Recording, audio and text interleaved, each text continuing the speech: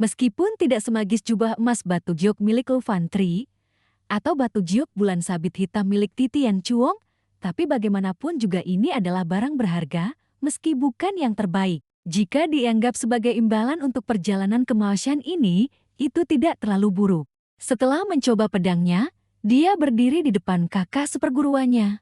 Buru-buru berkata, "Kakak seperguruan, lihat pedang ini." Mo Kuan Huyen membelainya dengan tangan kecilnya. Pedang Fuong Tang sedikit menggeleng. Fuong Tang buru-buru menjelaskan, "Kakak seperguruan jangan khawatir, aku tidak akan menggunakannya untuk membunuh." Dalam hatinya dia berpikir, pedang adalah alat pembunuhan. Apakah kakak seperguruan khawatir hati Daoku akan terpengaruh oleh pedang ini? Mo Kuan Huyen membuka, mengeluarkan sebuah jimat giok dan memberikannya kepada Fuong Tang. Dia buru-buru melambaikan tangan menolak. "Kakak seperguruan, aku sudah punya pedang ini. Jimat penenang roh ini tentu saja milik kakak seperguruan." Mo Kuan Huyen dengan tegas berkata, "Ayahku adalah yang tak terkalahkan di dunia." Fuong Tang masih bersikeras menolak. "Tidak, tidak, ini hadiah dari paman seperguruan untuk kakak seperguruan, bagaimana aku bisa menerimanya?" Mo Kuan Huyen setelah mendengar itu langsung merajuk, matanya berkaca-kaca. Fuong Tang buru-buru berlari keluar, dari jauh berteriak keras, "Kakak seperguruan, tunggu aku sebentar." Dalam sekejap dia sudah kembali. Di tangannya tersembunyi sesuatu, ternyata itu adalah sebuah seruling. Dia dengan canggung berkata, "Awalnya aku berniat menunggu ulang tahun kakak seperguruan baru memberikannya. Tapi sekarang ku berikan saja dulu." Fuong Tang dengan penuh perasaan menyerahkan seruling itu ke tangan Mo Kuan Huyen. "Kakak seperguruan memberiku hadiah, jadi harus menerima hadiah dariku juga." Mo Kuan Huyen saat ini merasa senang sekaligus malu menjawab, Setelah semua urusan selesai, kehidupan kultivasi mereka kembali tenang. Yang perlu dilakukan sekarang adalah berusaha dalam waktu 1 tahun untuk meningkatkan alam kultivasi ke tahap pembentukan embrio. Juga harus merasakan sensasi tidak makan. Tetapi belum genap sebulan mereka kembali ke gunung.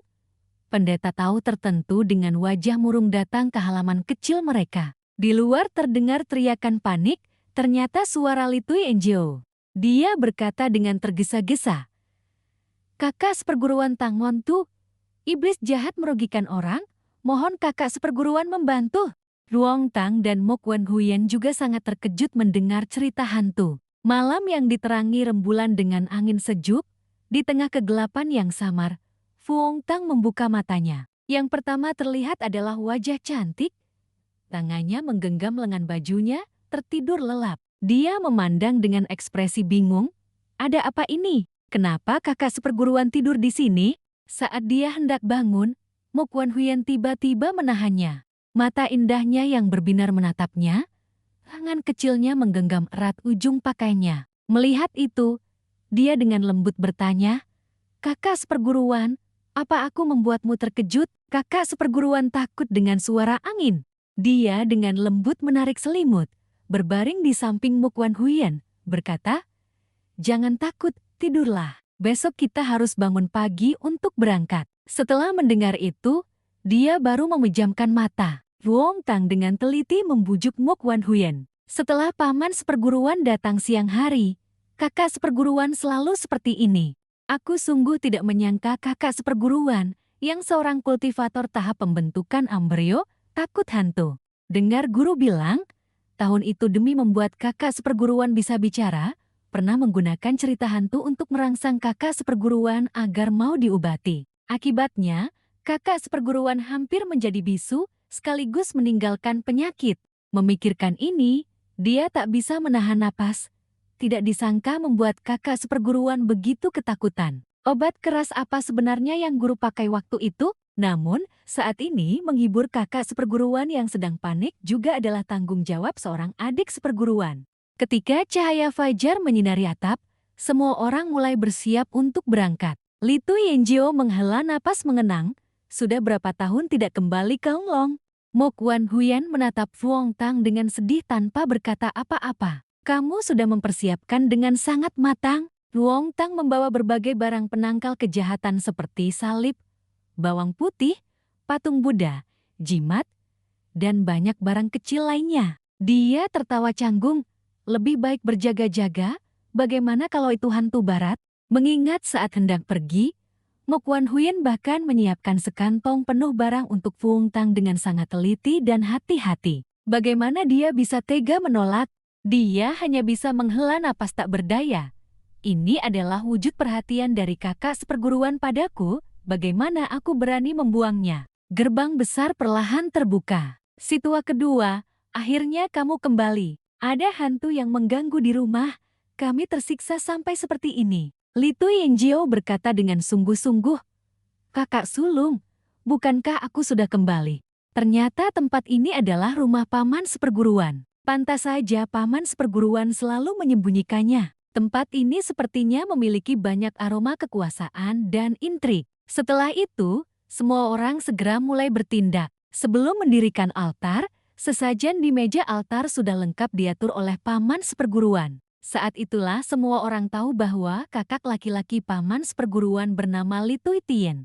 Karena dalam beberapa tahun terakhir dia terus berinvestasi di Gunung Wudang, Gunung Wudang diam-diam setuju untuk melakukan ritual pengusiran roh jahat untuknya. Namun yang paling membuat dia penasaran adalah, paman seperguruan jelas memiliki harta sebesar itu, mengapa memilih untuk menjadi pendeta tahu? Mungkinkah dia mengalami kejadian tertentu, sehingga menjadi acuh tak acuh terhadap urusan duniawi?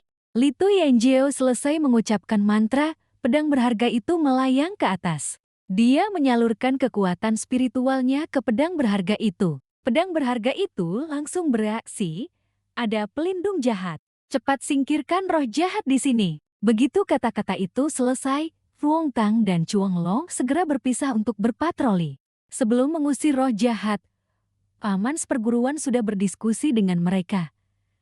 Di depan hanya mendirikan altar, sedangkan kamu dan kakak seperguruan Nonglong adalah kekuatan utama untuk mengusir roh jahat. Pengaturan seperti itu, terutama untuk membuat orang luar memahami bahwa praktisi Dao tidak hanya ada di film. Meskipun semua pekerjaan dilakukan oleh murid, namun pencapaian dan kehormatan semuanya menjadi milik guru. Saat ini, pintu yang dibuka Fu Hongtang segera mengalirkan energi jahat. Fu Hongtang begitu melihatnya langsung tahu ada yang tidak beres, dan memang ada sesuatu yang terjadi. Energi jahat di balik pintu bergolak keluar. Fu Hongtang berdiri di depan pintu yang terbuka, merasa seolah-olah dia akan tersedot ke dalam. Di dalamnya gelap gulita, tiba-tiba muncul dua pasang mata merah menyala. Dua monster yang menggeliat menatap Fu Hongtang, perlahan terbang mendekat. Fu Hongtang tenang, dengan cepat membentuk segel tangan, mulai mengusir roh jahat. 5 bintang menekan keberuntungan. Cahaya menerangi kegelapan misterius, 5.000 iblis dan hantu, hancurkan tubuh dan lenyapkan wujud, segera laksanakan seperti perintah hukum. Begitu mantra selesai, cahaya dari Fu Hongtang membersihkan seluruh ruangan. Bayangan gelap di dalam ruangan perlahan-lahan dihilangkan sepenuhnya. Ketika cahaya menghilang, ruangan tempat Fu Hongtang berada kembali normal. Mengucapkan Wu Liang Tian Zun seperti sebuah mantra, dia baru menutup pintu dan pergi. Tidak lama kemudian, Fu Hongtang dan Chuang Long bertemu. Setelah berkeliling, aku bertemu lebih dari 20 arwah gentayangan. Di sisiku juga hampir sama. Aneh sekali, kecuali jika tata letak Feng Shui menjadi bumerang, kalau tidak, berarti ada seseorang. Fu Hongtang dengan cepat memberi isyarat kepada Ong Long untuk diam. Sheka, sepertinya ada orang. Pertama, jangan sebutkan ini dulu. Ayo cari paman guru dan berkumpul. Bagaimanapun juga, tempat ini adalah rumah paman guru. Jika benar-benar ada yang berbuat jahat di belakang, kita tidak bisa hanya berdiam diri saja. Saat ini di luar, semua orang masih dengan saksama memperhatikan Li Tui Yenjiao melakukan ritual. Beberapa orang dari Li Tui Tien berdiri mengamati dengan tenang. Li Tui Yenjiao, dengan tangan gemetar, bertahan selama beberapa menit lagi. Bukankah hanya mengusir roh jahat? Mengapa begitu lama dan mereka belum kembali? Apakah mereka berdua bisa dipercaya? Pelayan yang melihat bayangan Chuang Long dan Fu Hongtang di kejauhan segera melapor bahwa mereka telah kembali. Saat itu, Li Tui Yenjiao baru menghela napas lega, meletakkan pedang saktinya. Dia berbalik dan berkata kepada Li Tui Tien, "Kakanda, Tolong siapkan satu ruangan yang tenang agar kami bisa beristirahat sejenak untuk memulihkan diri. Baik, saya mengerti. Tak terasa hari sudah gelap. Di dalam ruangan yang telah disiapkan, Fuong Tang dan Nong Long menceritakan kejadian hari ini kepada Li Tui Enjiao. Paman Guru, kami berkeliling dan bertemu puluhan arwah jahat. Saya curiga ada kultivator lain yang berbuat ulah. Kultivator lain? Kalau begitu, ini merepotkan. Pengetahuan saya saat ini bahkan lebih luas dari Paman Guru. Tentu saja saya juga tahu beberapa sisi gelap dunia kultivasi keabadian. Dan kejadian hari ini mungkin disebabkan oleh aset keluarga Li yang menarik perhatian beberapa kultivator jahat. Atau mungkin Li Tuitian telah menyinggung seseorang sehingga menyebabkan kultivator jahat membalas dendam. Menurut saya, apa yang sebaiknya kita lakukan? Tiba-tiba melakukan tindakan bisa membuat lawan panik. Lebih baik kita. Setelah itu, ketiga orang itu mulai mendiskusikan strategi. Setengah jam kemudian, Li Tui Enjiao dan Li Tuitian berjalan-jalan sambil Li Tui Enjiao bertanya kepada kakak sulungnya. Kakanda, apa selama ini kamu pernah menyinggung siapapun? Akhir-akhir ini, saya selalu di rumah, tidak pernah menyinggung siapapun, Adinda. Kakanda, coba pikirkan baik-baik. Sekarang ada yang ingin mencelakai seluruh keluarga kita. Meskipun Li Tui Enjiao tidak sabar, Li Tuitian tetap menjawab dengan tegas. Sama sekali tidak ada. Sepanjang hidupku aku tidak pernah melakukan apapun yang melawan hati nurani, kecuali tahun itu. Fuong Tang yang sedang bermeditasi di kamar, mendengar percakapan keduanya dan berpikir dalam hati. Tahun itu, jangan-jangan dia melakukan sesuatu yang melawan hati nurani. Feng Shui perkebunan Paman Guru Li saat ia meninggalkan rumah untuk menjadi pendeta. Itu semua adalah cerita lebih dari 10 tahun yang lalu. Apakah kejadian-kejadian ini saling berhubungan? Keesokan harinya, setelah Li Tuitian mengantar Li Tui Enjiao, Li Tui Enjiao berkata, Kakanda, arwah-arwah itu sudah ditangani, kami juga harus kembali ke gunung untuk memenuhi perintah. Jika ada apa-apa, beritahu saya, Adinda. Kali ini berkat bantuan Paman. Tidak lama setelah mobil berangkat, hari kembali gelap di perkebunan keluarga Li. Ang Long dan Fuong Tang bersembunyi di kegelapan sambil mengamati. Berapa lama lagi kita harus menunggu? Mungkin sampai tengah malam. Saat itu energi yang adalah yang terlemah dan juga waktu para kultivator jahat pemelihara iblis paling percaya diri. Bisnis Li Tuitian begitu besar, pasti ada pembantu dan tim keamanan, ditambah lagi sistem kamera tanpa titik buta. Meskipun begitu, arwah-arwah jahat yang kita musnahkan hari ini setidaknya ada 70 atau 80. Jelas ini bukan sesuatu yang bisa dilakukan dalam 1 atau 2 hari. Jika orang luar yang membuat onar, tidak mungkin tidak meninggalkan jejak. Oleh karena itu, dalang di baliknya sangat mungkin adalah orang dalam. Jadi begitu, maka dari itu, siang hari kita pura-pura pergi, malam hari kita kembali ke sini. Kita bersembunyi di sini, ya. Meskipun begitu, niat orang yang melepaskan iblis itu sungguh kejam. Menggunakan jalan sesat untuk menghisap energi yang dengan arwah jahat, memusnahkan seluruh keluarga seseorang, sungguh langit tidak akan mengampuni. Apa gunanya kita menunggu di sini? Jika itu adalah orang dalam, sulit menghindari hal-hal tak terduga dalam waktu yang lama. Jadi malam ini dia mungkin akan bertindak. Setelah itu, dia membentuk segel tangan dan bermeditasi untuk menyelimuti seluruh perkebunan keluarga Li dengan kesadaran spiritualnya, melihat siapa yang lebih sabar. Saat ini, jalur-jalur telah terhubung, setiap sudut perkebunan keluarga Li berada dalam jangkauan pengamatan Fuong Tang. Ang Long yang melihat itu terkejut. Tidak kusangka persepsi spiritual Fuong Tang bisa menyelimuti seluruh perkebunan. Belum lagi tingkat kultivasi saya saat ini tidak sebanding dengannya. Bahkan jika berada di tingkat yang sama pun, saya rasa tidak akan bisa melakukan hal seperti itu. Jika sudah begitu, biarkan saya memberikan perlindungan penuh untuknya. Di sisi lain, Fuong Tang sudah mendapatkan petunjuk. Dia merasakan ada seorang pemuda yang berkeliaran di halaman.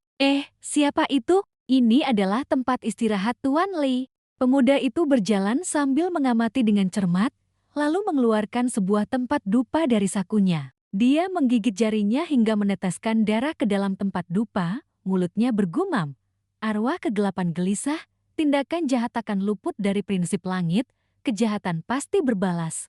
Setelah itu, beberapa tetes darah menetes. Tak lama kemudian, arwah jahat itu perlahan merangkak keluar. Sosoknya semakin membesar. Sangat cepat berubah menjadi iblis raksasa yang menakutkan.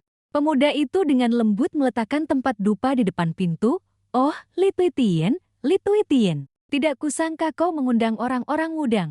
Jika sudah begini, jangan salahkan aku jika bertindak cepat." Setelah itu, dia melangkah masuk, berdiri di depan pintu yang tertutup rapat. Roh jahat itu dengan gembira mengulurkan tangan ingin merobek pintu kamar. Saat cakar-cakarnya hampir menyentuh, dari dalam pintu muncul cahaya emas pelindung. Melihat itu, roh jahat menarik tangannya dan berkata dengan ketakutan, "Jimat Wudang, Li Tuitian, memang pertahananmu menyeluruh. Meskipun jimat dan mantra bisa melindungi dari iblis, apakah bisa menghalangi orang hidup?" Pemuda itu hendak mendorong pintu. Luong Tang saat itu dengan cepat maju untuk menghentikannya. Ketika pemuda dan roh jahat itu hendak mendorong pintu untuk masuk, Luong Tang dengan cepat membungkuk dan pintu hancur berkeping-keping. Luong Tang beralih untuk mendobrak pintu. Roh jahat di belakang memanfaatkan kesempatan untuk memukul Luong Tang sampai gepeng. Namun saat memukul, baru disadari itu hanyalah bayangan sisanya. Tubuh aslinya sudah berada di depan roh jahat itu, tetapi roh jahat itu tidak menyadarinya. Ketika Luong Tang mengayunkan pedangnya, dia tiba-tiba menyadari kulit roh jahat ini sekeras baja. Pedang tidak dapat menembus sisiknya. Dia segera merasa tidak beres, dengan cepat menarik pedangnya, menjadikan roh jahat itu sebagai pijakan, dan melompat ke tempat tinggi, menghindari pandangan orang lain. Li Tuitian mendengar keributan itu, lalu terbangun dengan setengah sadar. Begitu pemuda itu melihatnya sadar, niat membunuhnya langsung terlihat. "Li Tuitian, hari ini tahun depan adalah hari kematianmu." Dia belum sempat mendekat sudah dihadang oleh roh-roh pedang yang tak terhitung jumlahnya.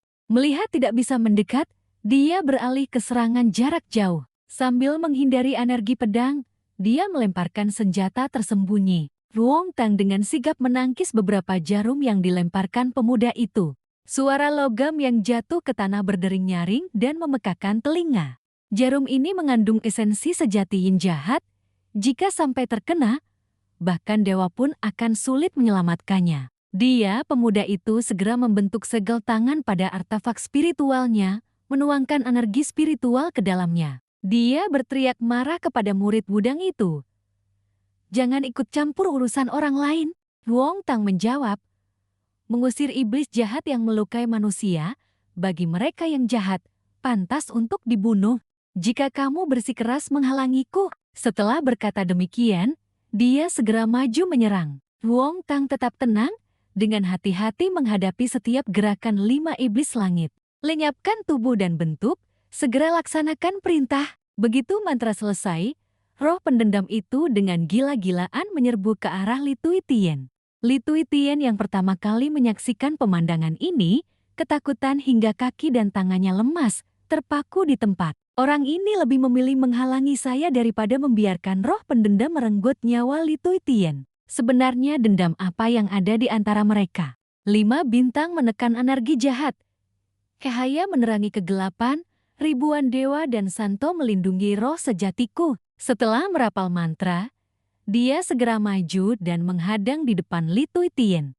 "Barusan aku menemukan keanehan, jadi aku datang lebih dulu. Kakak seperguruan Onglong pasti juga sudah menyadarinya. Kemungkinan para murid sedang dalam perjalanan. Kalau begitu, sebelum kakak seperguruan tiba, biarkan aku menghentikan orang ini dan iblis ini." Pemuda itu memegang tempat dupa dan merapal mantra. "Murid Wudang, jika kamu ingin ikut campur dalam urusan kotor ini, kalau begitu biarkan kamu mati lebih dulu."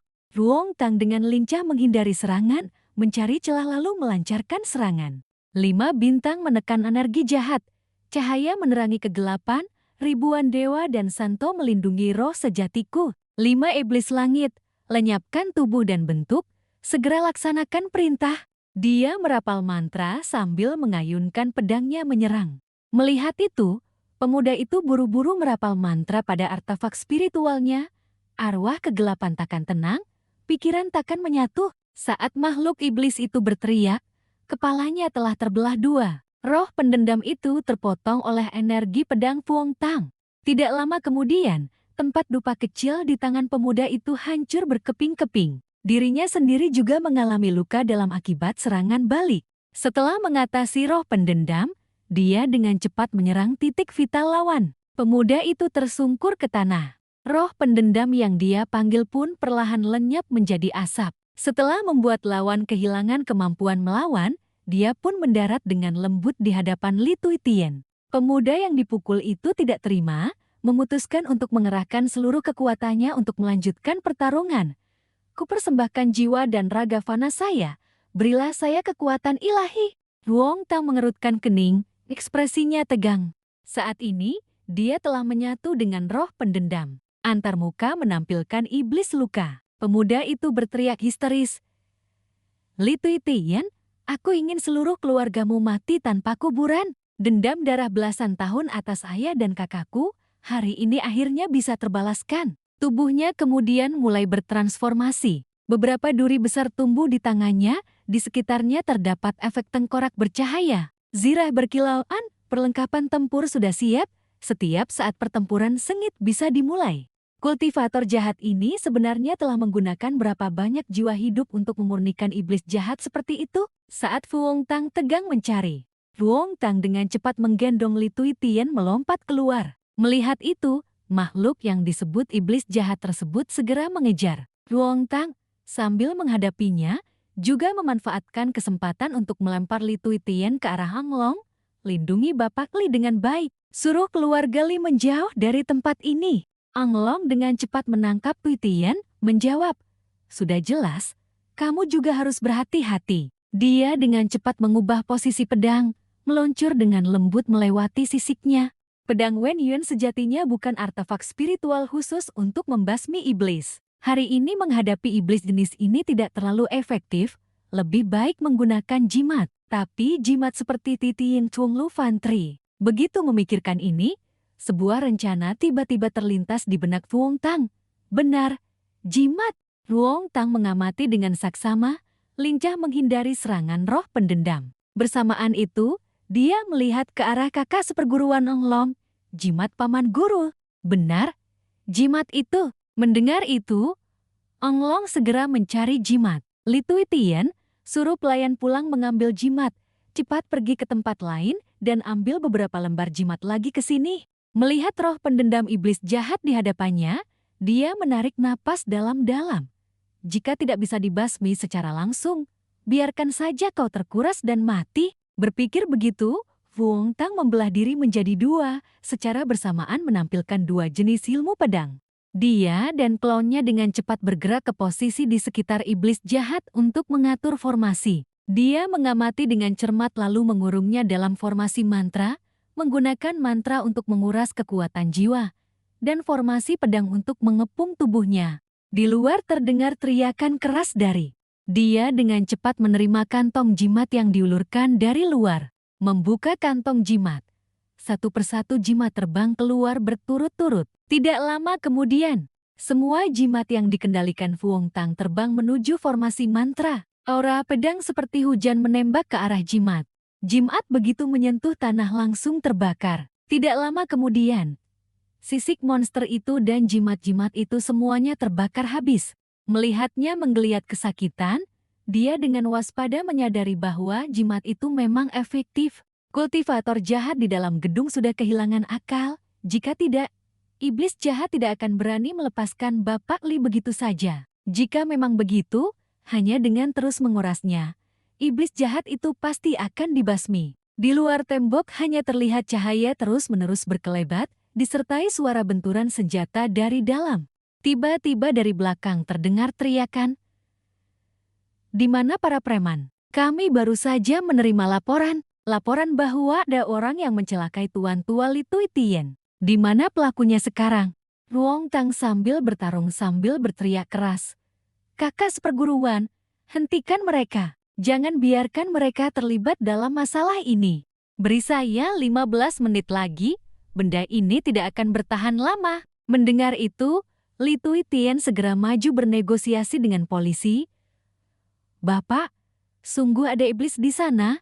Saya tidak berbohong kepada Bapak. Saya bilang Bapak tua ini, zaman apa sekarang, mana ada hantu dan iblis?" "Bapak polisi!" Ang Long tiba-tiba muncul. Ang Long membuat polisi itu terkejut dan buru-buru mencabut pistolnya. Melihat itu, Ang Long segera mengangkat kedua tangan tanda damai, berusaha meyakinkan mereka. "Bapak polisi, adik seperguruan saya hanya butuh 20 menit untuk mengatasi iblis jahat itu. Kalian jangan khawatir." Dalam hati Ang Long mengeluh, "Sekarang penampilan saya tidak ada bedanya dengan penipu." Polisi tua itu melambaikan tangan. "Saya rasa kamu sedang menipu bapak tua ini. Kalian di sini jaga pintu, yang lain ikut saya masuk, jangan biarkan komplotannya kabur." Ang Long dengan cepat menggunakan teknik gerakan tubuh untuk menghalangi jalan. Ang Long berkata dengan serius, "Bapak polisi, tolong dengarkan saya." Polisi tua itu perlahan kehilangan kesabaran, dia melambaikan tangan. Para polisi di belakang segera bersiap menyerbu masuk.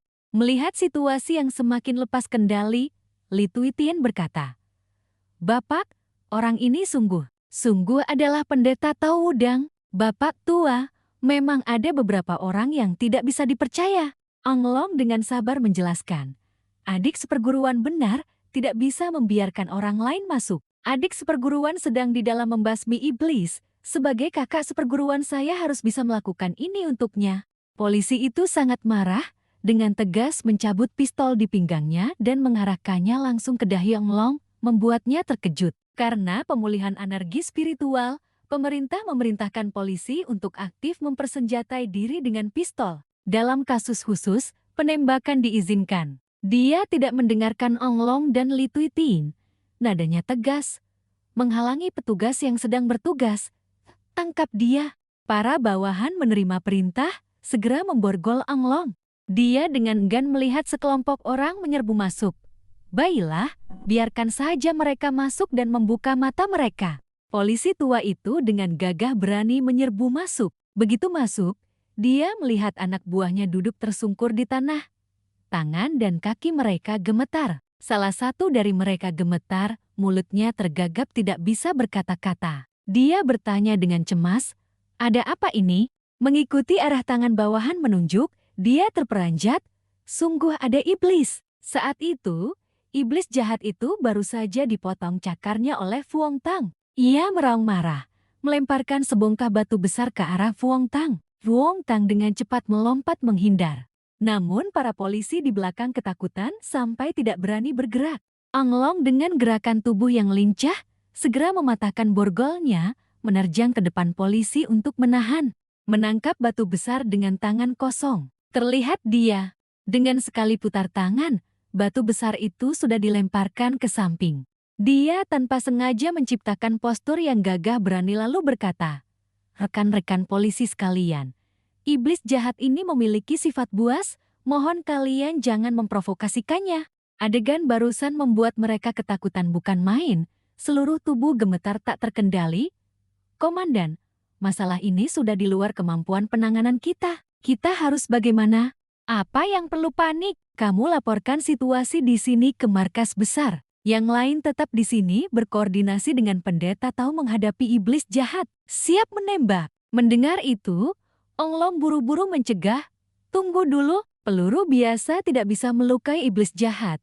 Sebaliknya akan memicu sifat buasnya. Lalu kita harus bagaimana? Iblis jahat tergolong yin, untuk membasminya harus mencari benda yang mengandung energi yang, bisakah kita menemukan darah ayam jantan untuk menghadapinya? Sebaiknya darah ayam hitam." Setelah mendengar itu, para polisi segera menyebar. "Kami pergi sekarang." Di sisi ini, Fuong Tang sedang berjuang keras mengendalikan iblis raksasa itu. Melihat dia bergerak, iblis itu segera mengejar di belakang. Situasinya sangat kritis, jimat sudah habis digunakan. Ang Long buru-buru melempar beberapa kantong merah, berteriak keras, "Adik seperguruan, menyingkirlah." Beberapa kantong merah setelah menyebabkan kerusakan pada iblis segera berubah menjadi hitam, berceceran ke seluruh tubuhnya, berlumuran darah. Tidak lama kemudian, dari tubuhnya terdengar suara mendesis. Ia seperti salju yang mencair di tengah terik siang musim panas di tepi sungai. Polisi melihat itu dengan gembira. Darah ayam jantan memang efektif. Iblis itu meraung. Anglong dengan marah menerjang ke arah mereka. Gawat, iblis itu sudah menyerbu ke arah kita. Di sisi ini, Anglong dengan cepat menampilkan ilmu pedangnya. Di belakang punggungnya muncul aura seorang abadi, mulutnya menggumamkan mantra. Jenuh penakluk iblis, lindungi tubuh Dharmaku. Iblis itu sudah terluka parah oleh darah ayam jantan, asalkan dia bisa menahan serangan terakhir ini, itu sudah cukup. Selesai bicara. Dia tanpa ragu menerjang maju untuk bertarung dengan iblis itu. Aura kedua belah pihak seperti yin dan yang saling berlawanan, bertabrakan dengan hebat. Setelah pertarungan sengit, keduanya terlempar mundur oleh guncangan balik. Ruong Tang dan Anglong tersenyum memanggil, "Viyu, selanjutnya terserah guru." Ruong Tang melayang di udara melafalkan mantra, seluruh tubuhnya diselimuti aura. Pedang di tangannya saat ini telah diperkuat.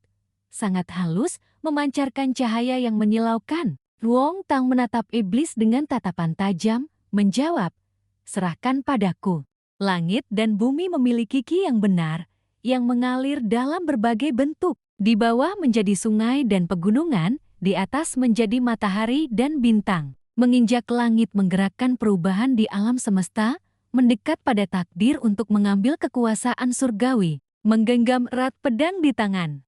Sikap pedangnya yang tajam menyapu seluruh tubuh iblis, dari kepala hingga perut, lalu ke kaki. Postur anggun bergerak melintasi batas yang pedang menetapkan cahaya 7 bintang. Teknik pembasmi iblis telah selesai dipertunjukkan.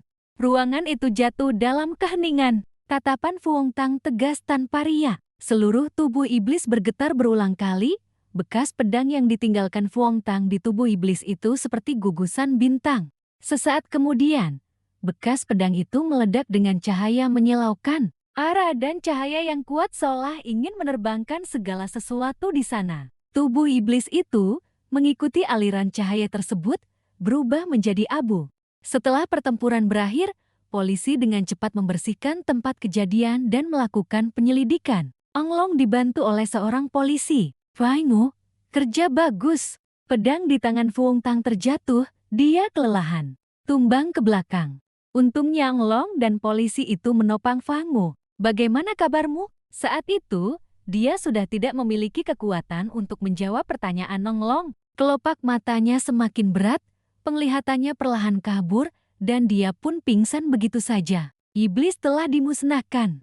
Dia sendiri pingsan karena kehabisan esensi sejati dalam tubuhnya. Meskipun waktu pingsannya tidak lama, saat sadar, dia masih merasa sedikit lelah. Setelah menyesuaikan kondisinya, dia pun perlahan pulih. Setelah mengalami pertempuran besar ini, dia juga mendapatkan hasil yang melebihi dugaan. Saat ini, dia sudah berada di ambang tahap pembentukan embrio. Sepertinya perjalanan ini tidak sia-sia. Saat itu, terdengar ketukan di pintu kamar Fuong Tang. Dia dengan sopan membuka pintu dan bertanya kepada mereka berdua. "Ada keperluan apa?" "Tuan-tuan," gadis berambut pendek itu berbicara lebih dulu. "Pendeta Tau Fuong Tang, saya mau Moyet, anggota tim investigasi khusus yang bertugas menangani kasus iblis yang merugikan manusia. Pria di samping saya adalah Deniu, juga anggota tim investigasi khusus.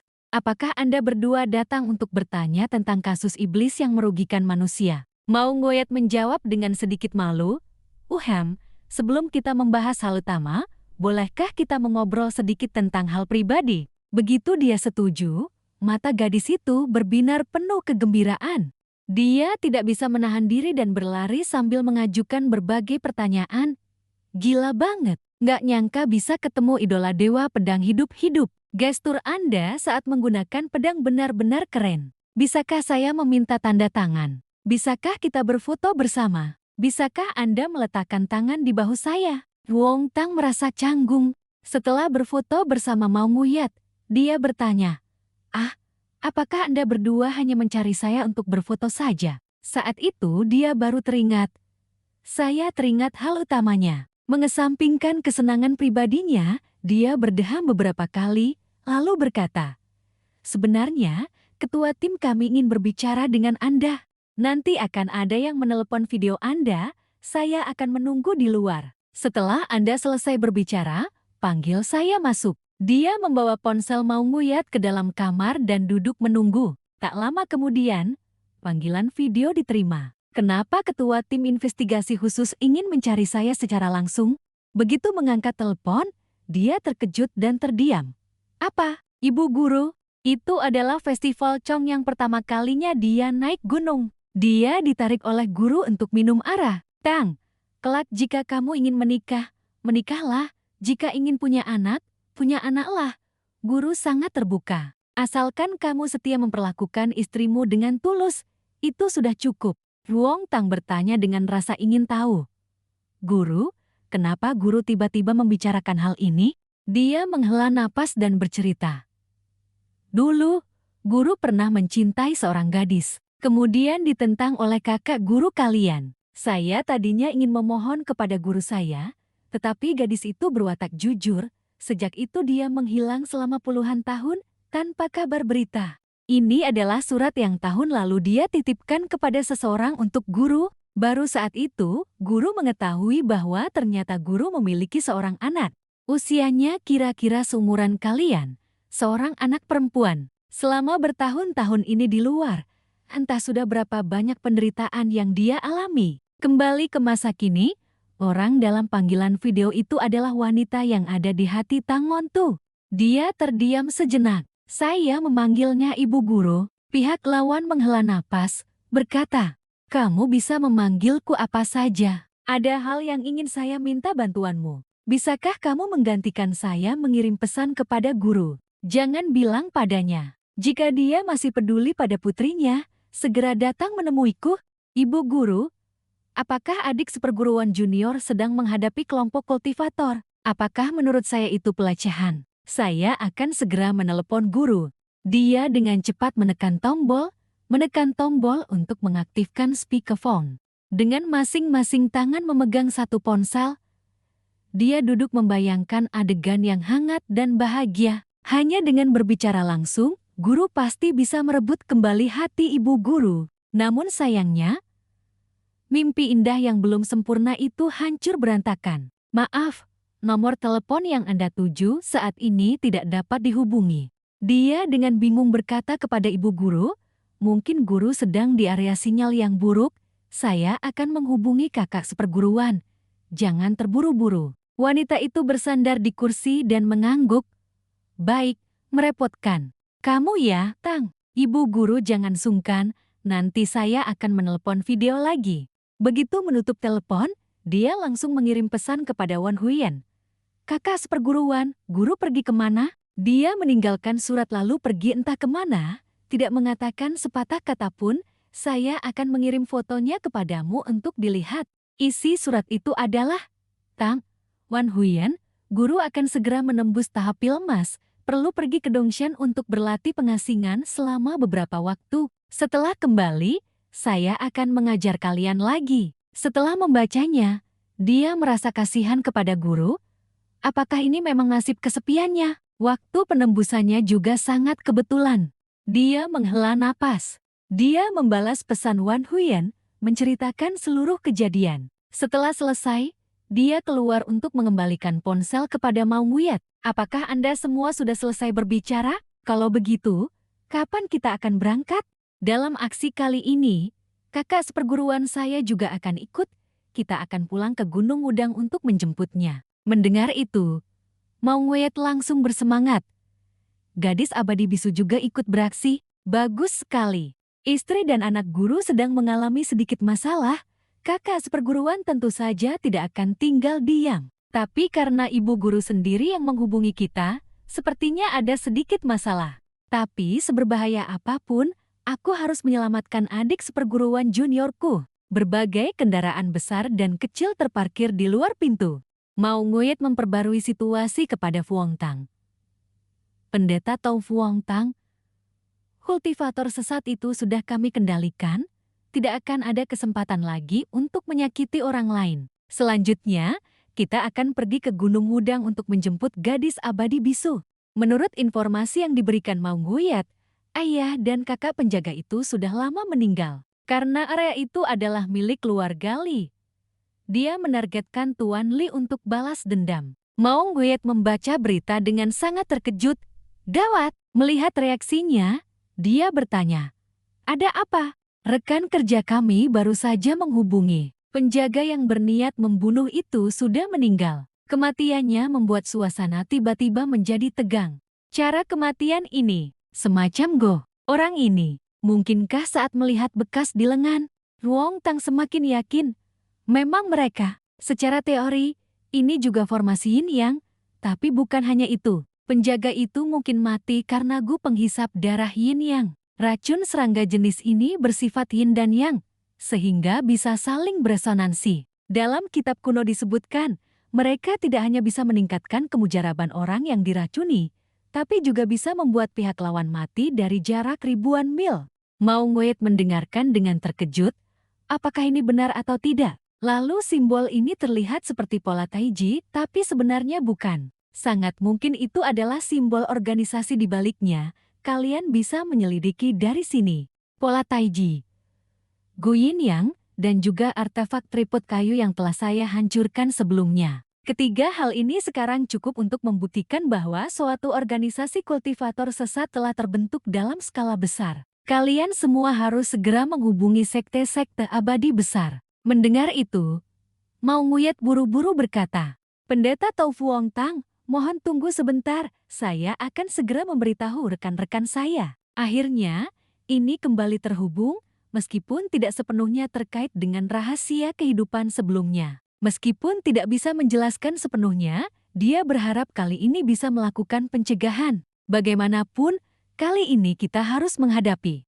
Namun di kehidupan sebelumnya, organisasi kultivator sesat itu telah menggulingkan seluruh dunia. Keesokan harinya, di tengah kota yang ramai, Maung Guet berkata dengan bersemangat, "Gadis abadi bisu benar-benar cantik, postur tubuhnya juga sangat bagus, kulitnya putih mulus, sungguh sempurna tanpa celah." Sempurna. Sambil mengunyah roti, Fuong Tang mengangguk asal-asalan. Dia menjelaskan, "Kakak seperguruan itu adalah bawahan ibu guru, bukan orang jahat." Setelah mendengar itu, Maung Guet bergumam dengan sedih, "Bukan orang jahat." Dalam perjalanan, dia mengetahui identitas sebenarnya dari tim investigasi khusus dari Maung Guet. Fuong Tang dengan tenang melihat ekspresi sedih Maung Guet, lalu bertanya, "Apakah ketua tim kalian memiliki rencana?" Maung Guet menahan kesedihannya dan menjawab, "Masih belum ada instruksi spesifik, tetapi menurut intelijen, dalam insiden kali ini ada bayangan kultivator yang muncul. Kami mengirim tim sepenuhnya wajar. Di masa lalu, pendekar pedang menggunakan bela diri untuk menimbulkan kekacauan, makhluk abadi menggunakan kekuatan spiritual untuk menggulingkan langit. Saat ini, peradaban kultivasi berkembang di dunia sekuler, jadi secara alami dibutuhkan organisasi khusus untuk menjaga ketertiban dunia. Tim investigasi khusus yang dipimpin oleh Ibu Guru adalah salah satu departemen istimewa dari negara Tiongkok Raya yang didirikan untuk menghadapi dunia kultivasi Tao. Misi utamanya adalah mengawasi dunia kultivasi Tao, menengahi konflik antara dunia kultivasi Tao dan dunia sekuler." Dainiu menambahkan, "Di dalamnya juga terkait dengan putri kandung ketua tim kami. Sebaiknya kedua pendeta Tao jangan khawatir. Tidak apa-apa. Insiden kali ini bagi kami juga adalah masalah pribadi. Bagaimanapun, dia bukan hanya putri ketua tim, tetapi juga adik seperguruan kami." "Kami?" Kedua orang itu terkejut mendengarnya. "Adik seperguruan? Mungkinkah ketua tim dan pendeta Tao Tangon tuh? Tidak mungkin kebetulan seperti itu?" Melihat ekspresi mereka, Fuong Tang tersenyum pahit dan berkata, "Kalian berdua hati-hati berkendara." "Halo, pendeta Tao Fuong Tang. Ini adalah lokasi misi kita. Kerja keras." Fuong Tang dan Mok Wan Huyan dengan gagah melangkah maju dan berkata, "Selanjutnya serahkan pada kami, Master Tao Fuong. Kami akan berusaha sekuat tenaga untuk menjamin keselamatan semua orang. Jika menghadapi situasi berbahaya, pastikan untuk melindungi diri kalian dengan baik." Dia mengangguk dan menjawab, "Baik, saya mengerti." Menurut informasi intelijen, ada seorang kultivator yang menyusup ke universitas menggunakan sistem multi-level marketing untuk menyebarkan teknik kultivasi Dao. Adik seperguruan adalah salah satu mahasiswa yang terpikat. Saat ini, energi asal langit dan bumi baru saja pulih. Kultivasi Dao bagi dunia luar masih merupakan rahasia. Pada saat seperti ini, jika menyebarkan kultivasi Dao secara luas, sangat mungkin ada motif lain. Adapun tugas mereka saat ini adalah berpura-pura menjadi sepasang kekasih untuk masuk, menyelidiki keberadaan kultivator lawan, dan menyelamatkan adik seperguruan kecil. Ponsel Fuong Tang menampilkan pesan dari Mok Wan Huyen. Panggil kentang, jika diterima harap segera membalas. Kakak seperguruan ada masalah apa? Di kamar adik seperguruan kecil ditemukan sisa kekuatan asal, kemungkinan disebabkan oleh jimat atau mantra tertulis. Selanjutnya apa yang harus dilakukan? Fuong Tang berpesan, untuk sementara jangan memancing ular keluar dari sarangnya. Jika memungkinkan, ciptakan kesempatan untuk berkenalan dengan adik seperguruan kecil terlebih dahulu. Fuong Tang menatap foto di tangannya, merenung. Kakak seperguruan juga sudah mendalami peran, bermain dengan sangat senang. Adik seperguruan kecil bernama Triven, tahun ini dia adalah mahasiswa tahun kedua. Menurut data yang diberikan oleh Mang Nuyat, sepertinya ada kultivator yang menyusup ke universitas untuk menyebarkan ajaran. Adik seperguruan kecil juga salah satu yang terpikat, sehingga sempat terjadi konflik dengan ibu, bahkan memutuskan hubungan. Mungkin karena itulah, ibu dengan terpaksa menghubungi guru, berharap dia bisa membantu membawa adik seperguruan kecil kembali.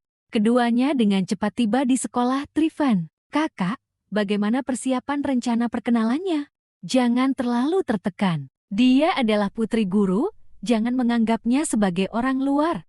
Namun, ketika melihat Triven, Fuong Tang terkejut menemukan bahwa esensi sejati terpancar dari tubuh adik seperguruan kecil itu. Esensi sejati ini sangat mirip dengan teknik kultivasi kehidupannya yang lalu. Rupanya masalahnya tidak sesederhana kelihatannya. Kakak, rencananya sedikit berubah. Biar aku yang mendekati adik seperguruan untuk melihat bagaimana. Fuong Tang berjalan maju sambil memegang ponselnya, namun sebelum dia sempat berbicara, dia sudah dipotong oleh suara yang familiar. Fuong Tang, saat itu, dia terlonjak kaget. Ponselnya jatuh ke tanah. Ponsel yang disebut-sebut paling tahan lama ini jatuh tanpa layarnya pecah, hanya meluncur sebentar. Dia terkejut melihat orang yang memanggil namanya. Apakah itu kakak kelas Tem Tien Lam? Gadis itu buru-buru meletakkan baki makanannya, berlari dan memeluk Fuong Tang, berkata dengan gembira. Benarkah itu kamu? Kenapa kamu ada di sini? Tindakan gadis itu membuat semua orang di kantin terkejut. Api kecemburuan para pria, yang sebelumnya hanya redup, kini berkobar hebat. Siapa cowok ini? Kak Tem ternyata punya waktu untuk menggoda kekasih kecil juga. Tadi sepertinya saya melihat dia sudah punya pacar. Tidak tahan lagi. Ayo kita hajar dia. Tem Tien Lam buru-buru menjelaskan. Jangan ribut. Dia adalah adik kelasku saat SMA, pernah menyelamatkan nyawaku sekali di kehidupan sebelumnya. Dia cacat karena sebuah kecelakaan. Setelah hidup kembali, aku telah membantunya melewati masa kritis. Tampaknya sekarang dia sangat sehat. Jati itu sepadan. Dia meletakkan tangannya di bahu Tem Tien Lam. Kak Tem, tidak menyangka bisa bertemu kakak di sini. Dalam tubuh Kak Tem tidak ada energi spiritual, sepertinya tidak ada hubungannya dengan adik seperguruan kecilku. Ponselmu jatuh. Mendengar itu, Fuong Tang menoleh dan melihat bahwa itu adalah Triven. Dia buru-buru berterima kasih. Teman, bisakah kamu membantuku berteman denganmu, agar nanti aku bisa mengundangmu makan? Triven dengan sopan menolak. Tidak perlu sungkan. Setelah berkata demikian, dia pun pergi. Tem Tien Lam tertawa menggoda. Kenapa? Jangan-jangan kamu sengaja menjatuhkan ponsel di dekatnya ya? Kak Tem, mari kita duduk di sana biar aku kenalkan. Begitu melihat Mok Wan Huyen, Tem Tien Lam langsung berseru dua kata.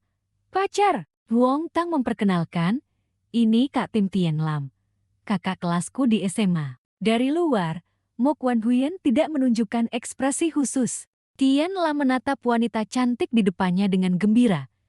Gadis ini cantik sekali, ini pacarmu, beneran atau bohongan? Namun saat itu, hanya Fuong Tang yang menyadari keanehan Mok Wan Huyen melalui tatapan matanya.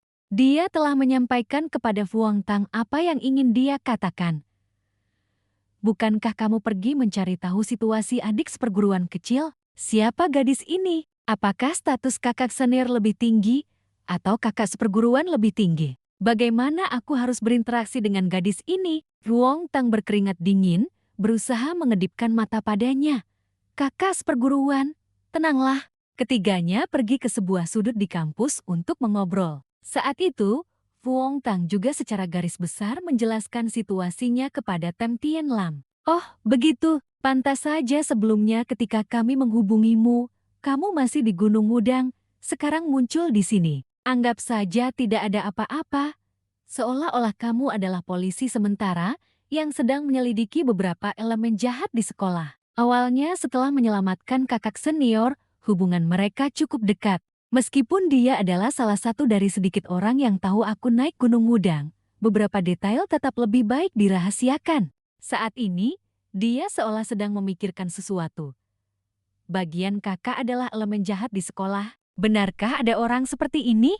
Akhir-akhir ini ada yang mengajak kakak bergabung dengan klub aneh. Misalnya yang berhubungan dengan berlatih bela diri, sihir, kabadian, bahkan kultivasi kabadian. Dulu aku pernah melihat sebuah poster. Sepertinya berhubungan dengan, tidak berhubungan dengan apa yang kamu katakan. Aku kirimkan padamu untuk kamu lihat.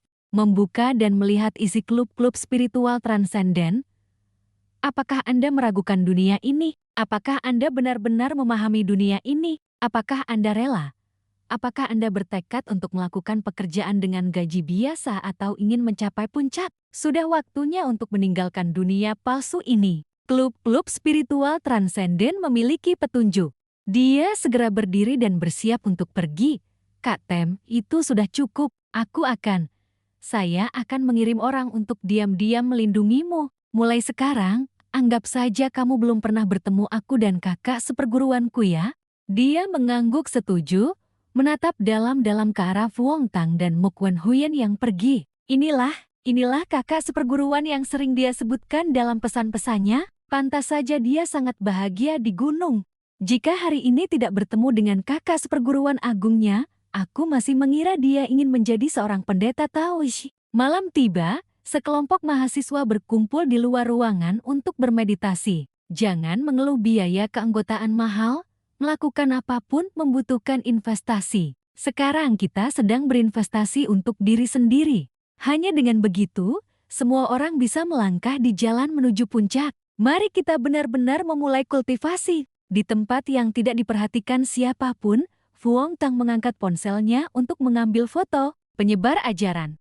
Pemimpinnya memang memiliki tingkat kultivasi. Jika hanya berlatih kultivasi, orang-orang ini tidak melanggar hukum. Aku akan menyerahkan foto-foto ini kepada Mang Wiyet agar mereka menyelidikinya. Oh, ada masalah. Mok Wen Huyen menunjuk ke arah sepasang pria dan wanita. Ruong Tang menatap dengan linglung. Kakak seperguruan, kultivasi secara sembunyi-sembunyi pun bermain dengan praktik gelap seperti ini. Kakak seperguruan terus mengawasi di sini. Aku akan pergi melihat-lihat. Mok Wen Huyen mengangguk sambil makan camilan. Setelah sesi kultivasi berakhir, pasangan muda itu berjalan bergandengan tangan di jalan sepi di tengah malam. Jika kamu mengikuti saranku, jangan katakan biaya keanggotaan. Bahkan teknik kultivasi dan pilobat di luar ketentuan pun bisa kuberikan padamu. Kata-kata itu terdengar manis, tetapi gadis itu masih sedikit ragu. Tepat pada saat ini, sebuah teriakan keras memotong percakapan. Pria berambut pirang yang diikat buru-buru berhenti. Lihat siapa yang mengganggu. Dari gang, seorang lelaki tua keluar, berjalan sambil berkata, jenis orang yang merusak reputasi keluarga, memalukan, dan membuat malu ini. Paman kedua tidak. Para tetua, ini kekasih baru yang saya kenal. Bukankah saya ingin memperkenalkannya kepada semua orang? Tidak disangka klub spiritual transenden bahkan menyalahgunakan kekuasaan secara sembunyi-sembunyi seperti ini. Mendengar suara itu, lelaki tua yang memegang jimat atau mantra tertulis berteriak. Siapa itu? Sosok Fuong Tang perlahan muncul. Dia secepat kilat menyentuh titik akupunktur gadis pemalu itu. Setelah itu, beberapa ayunan pedang menghancurkan jimat atau mantra tertulis. Tak lama kemudian, hanya tersisa pria itu. Dia panik tidak tahu harus berbuat apa. Paman kedua tahap pengumpulan roh dimusnahkan secepat ini saja. Melarikan diri adalah pilihan terbaik. Tapi kecepatan ini bagi Vuong Tang tidak ubahnya seperti berjalan-jalan. Dia menempelkan pedang yang berkilauan di leher pria itu, mencibir. Beritahu aku di mana sarang kalian. Menggiring pria itu ke depan pintu sebuah rumah, sudah pagi keesokan harinya. Dia melemparkan orang yang pingsan itu di pintu, lalu masuk sendirian. Nenek, bubur hari ini enak sekali. Haha, tambah semangkuk teh lagi ya. Para tetua himpunan spiritual transenden mendengar suara itu, mereka terkejut dan menoleh. Vuong Tang masuk perlahan sambil memegang pedang panjang, dengan sopan menyapa para tetua. Beberapa lelaki tua saling memandang. Tanpa berkata apa-apa, mereka membalik meja batu ke bawah, lalu mulai bertarung.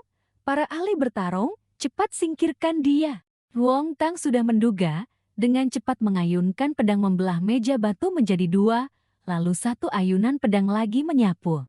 Sudah lama tidak bertemu ahli. Setiap lelaki tua terkena satu serangan. Nenek itu maju, melemparkan gumpalan lahar merah menyala ke arahnya. Bocah, jangan salahkan aku jika aku kejam. Namun ketika lahar itu menembus, baru disadari bahwa itu hanya bayangan dirinya. Nenek itu langsung terkejut dan lengah. Vuong Tang memanfaatkan kesempatan itu untuk menyentuh titik akupuntur nenek tersebut. Begitulah, dia dengan cepat mengendalikan semua tetua. Seluruh halaman hening. Hanya pecahan meja batu yang kini menabrak dinding besar, jatuh di sisi lain. Di universitas, Mang Buyet menelepon untuk melaporkan, Master Tao Vuong, kultivator pengembara dari kehidupan sebelumnya, pendiri himpunan spiritual transenden, menamakan diri Sen Haji. Mereka memilih belasan kultivator pengembara sebagai penjaga, dan kini sangat terkenal di dunia persilatan. Adapun Trifan, karena keluarganya kaya, dia menjadi semacam pemimpin kecil di sana, seperti maskot.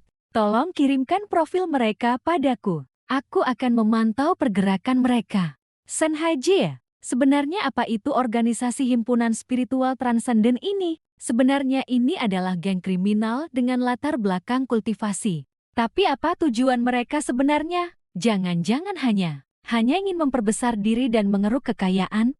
Bagaimanapun, aku harus segera menarik adik seperguruan keluar dari masalah ini. Jika tidak, masalah akan terus berdatangan. Dia merenung lama, sampai Mo Quan Huyen menyentuh pipinya baru dia tersadar. Mo Quan Huyen berkata dengan jengkel, adik seperguruan yang jahat tidak membiarkan kakak pergi bertarung.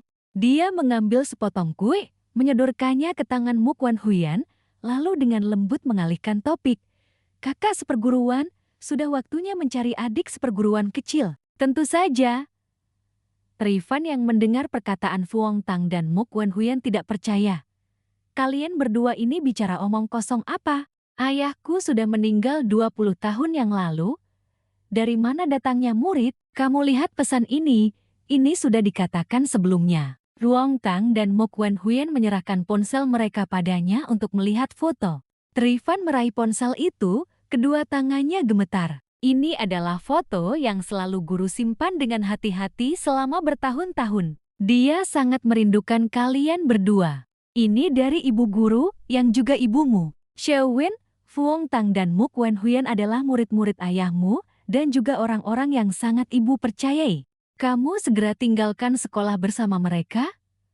2 jam lagi ibu akan tiba. Tabir kebenaran pun tersingkap di depan mata. Tangan Trifan gemetar sampai tidak bisa memegang ponsel.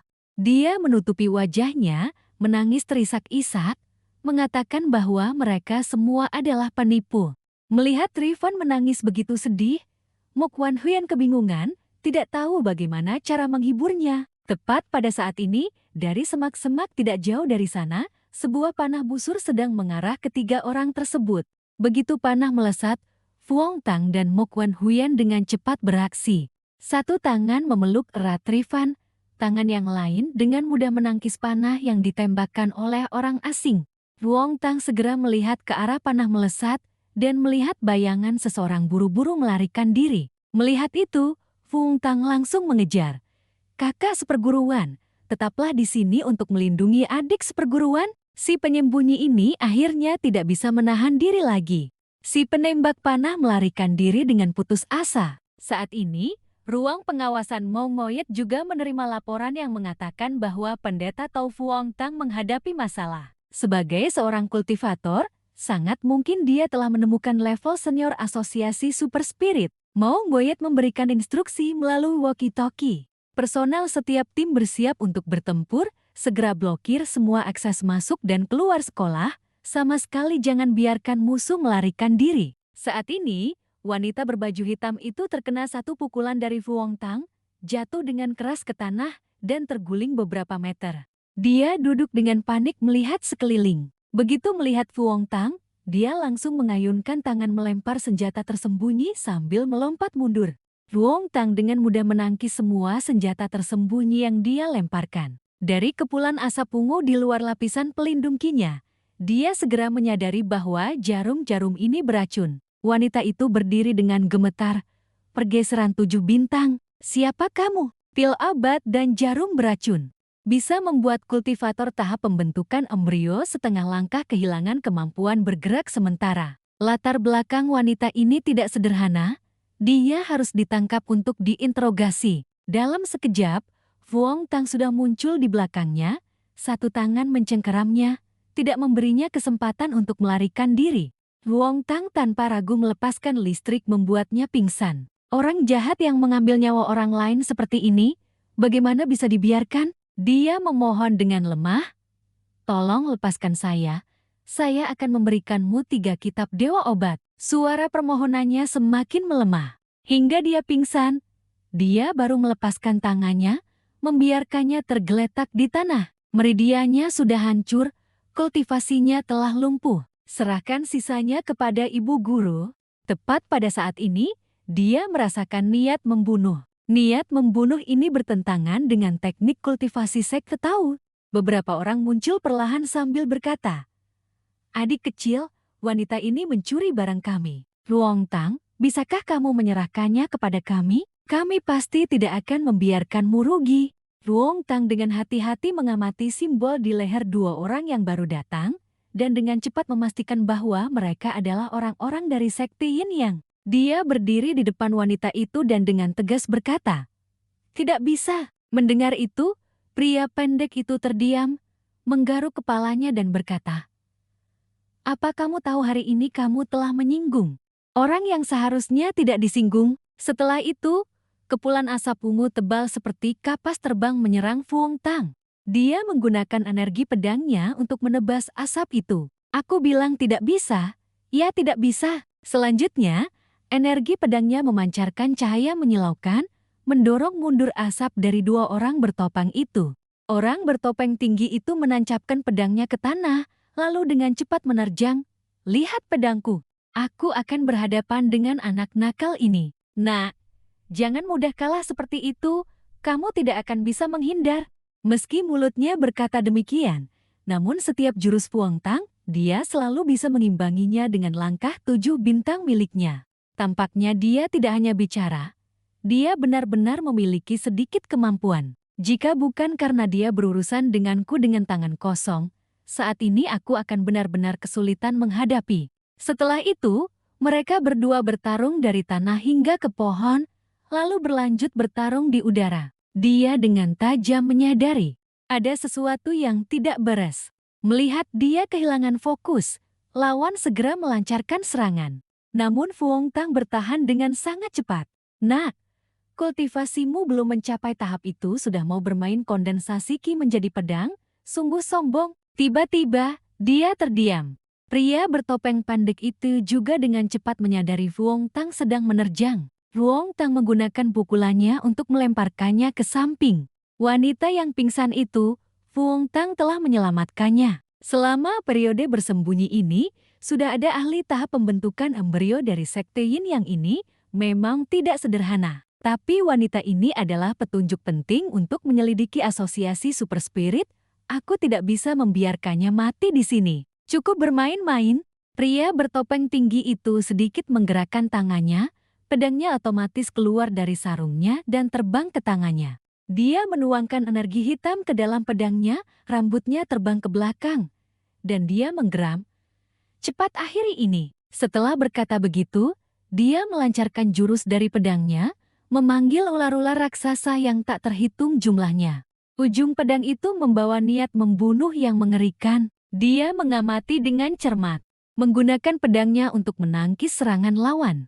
Namun aliran energi hitam keunguan itu tiba-tiba meluas, jangkauan dampaknya menyebar luas. Bocah yang tidak tampan ini, tidak tahu diri, harus membayar harganya. Kehidupan selanjutnya jangan ikut campur urusan orang lain lagi. Pria bertopeng jangkung itu mengayunkan pedangnya ke bawah. Wong Tang tidak sempat menghindar.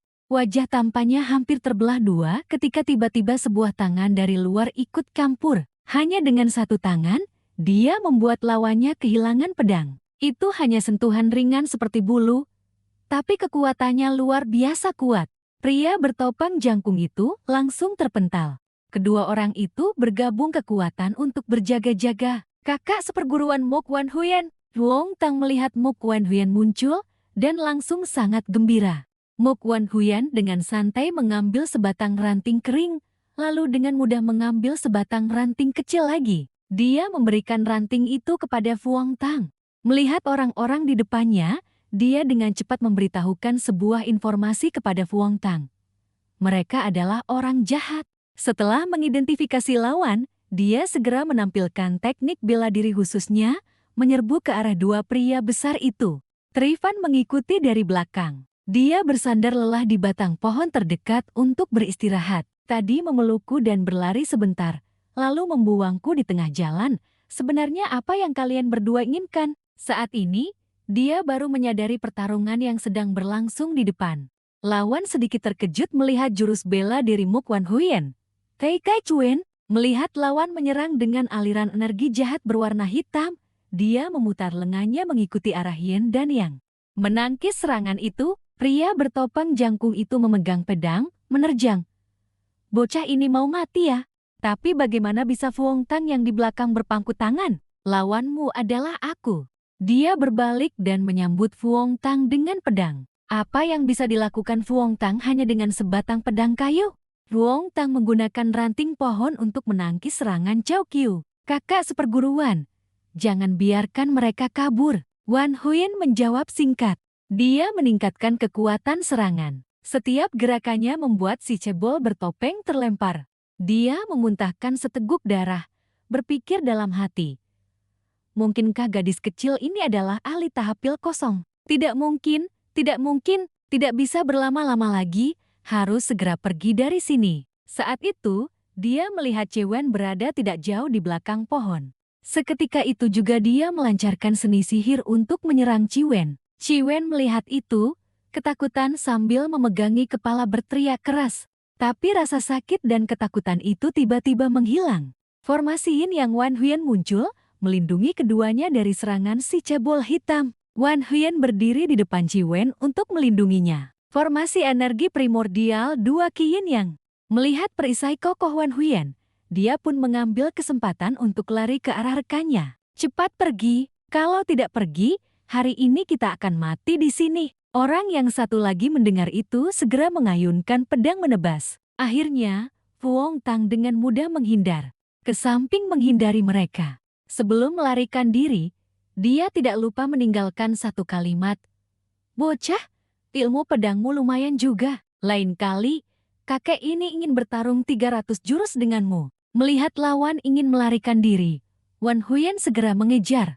Wong Tang dengan cepat menghentikannya. Kakak seperguruan, tugas penting kita adalah melindungi adik seperguruan kita. Mang Muyet sudah mendapatkan informasi, selanjutnya adalah tugas mereka. Wan Huyen dengan murung menarik ringan baju Wong Tang. Matanya berkaca-kaca seolah ingin berkata, kakak seperguruan tidak berguna, jelas bisa menahan mereka. Guru pasti akan memarahi kakak.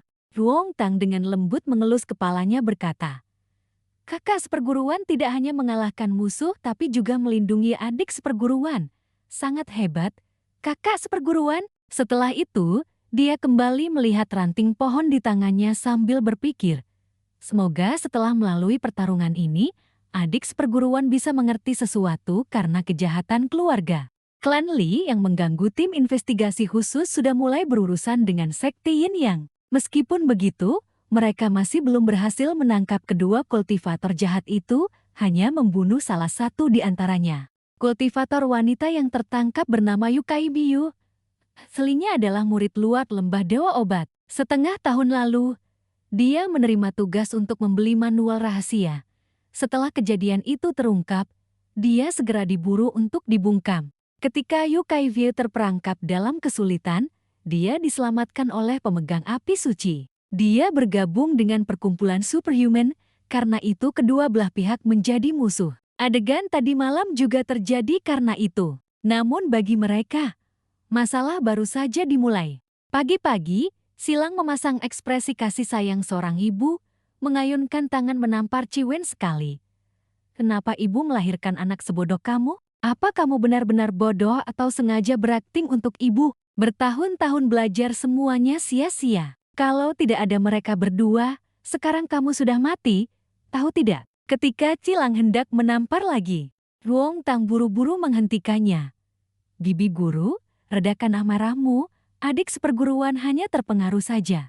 Dia mengerutkan bibirnya kesal lalu menarik tangannya. Kamu yang bertanggung jawab atas Ciwan selama 2 minggu. Harus ada hasil interogasi untukku. Setelah memberi perintah kepada bawahannya, Cilang pun pergi. Ruong Tang menghela napas, membesarkan tanpa mendidik. Dalam hal ini guru dan bibi guru juga bertanggung jawab. Adik seperguruan, setelah kamu menjelaskan semuanya, ikutlah kami kembali ke gunung, alami sedikit kultivasi sejati, sekaligus bertemu ayah kandungmu. Setelah Ciwen selesai mendengarkan, Fuong Tang merasa sedikit berharap di dalam hatinya. Keesokan harinya di Wudang, Ong Long dan Fuong Tang dengan antusias menyambut Ciwen. Adik seperguruan kecil, ini semua adalah kakak-kakak seperguruan dari sekte Wudang. Nanti kalian semua adalah sesama murid, harus lebih sering berinteraksi ya. Ciwen menyapa. Salam kepada para kakak seperguruan, saya Ciwen. Mungkin karena ingin menjauhkan adik seperguruan dari bencana, bibi guru dengan cepat menyetujui usulan Fuong Tang. Energi spiritual dari hidangan di Gunung Wudang yang jernih, ditambah sambutan hangat dari sesama murid, suasana hati Ciwen pun perlahan kembali ceria. Makanlah yang banyak, meski hidangan di gunung sederhana, tapi sangat baik untuk pemula dalam kultivasi. Terima kasih, kakak seperguruan. Tidak perlu sungkan. Semuanya makanlah yang banyak. Begitulah, tak terasa bulan sudah tinggi. Saat membersihkan piring dan sumpit, Ciwen bertanya dengan penasaran kepada kakak seperguruan. Kapan ayah saya pulang? Hal ini sulit dijelaskan. Guru sedang menerobos tahap pil emas. Ini adalah kesengsaraan surgawi kultivasi. Tapi bukankah itu tidak mudah dicapai? Kalau begitu, ada apa-apa bicaralah padaku dan kakak seperguruan. Ciwen mulai mengeluh.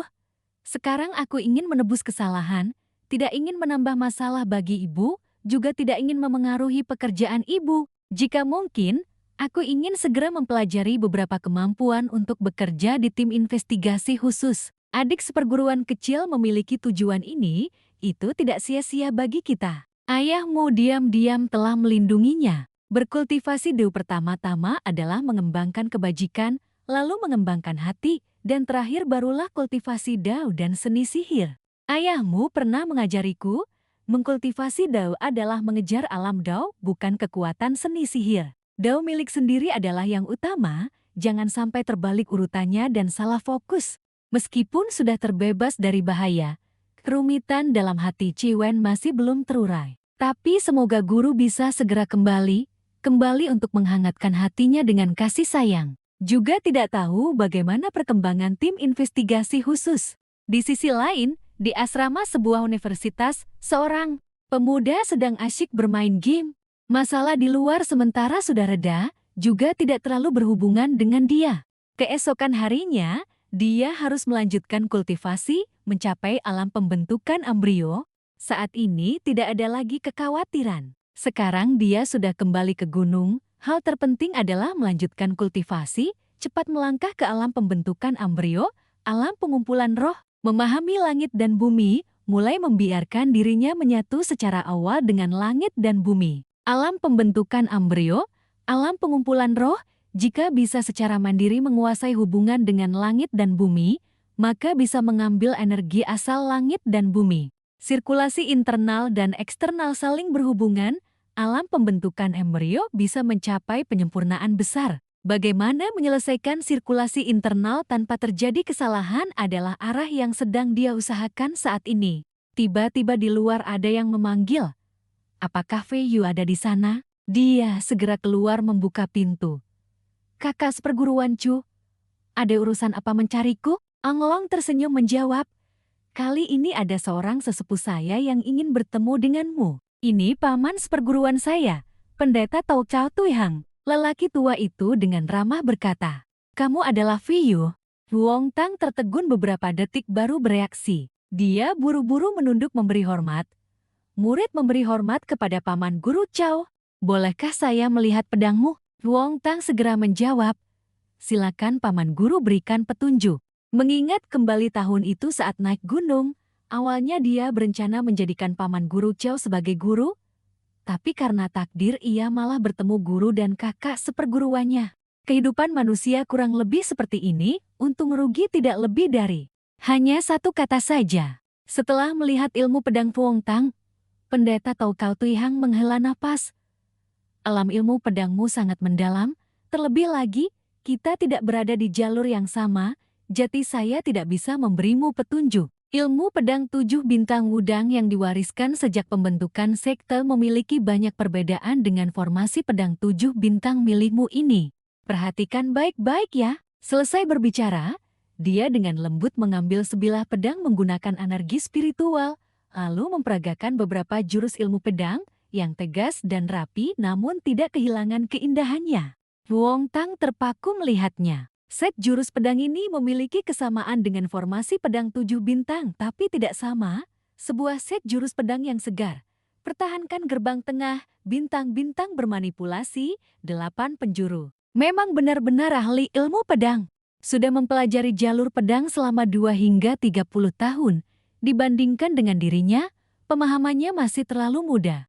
Setelah menyelesaikan demonstrasi ilmu pedang, dia bertanya pelan.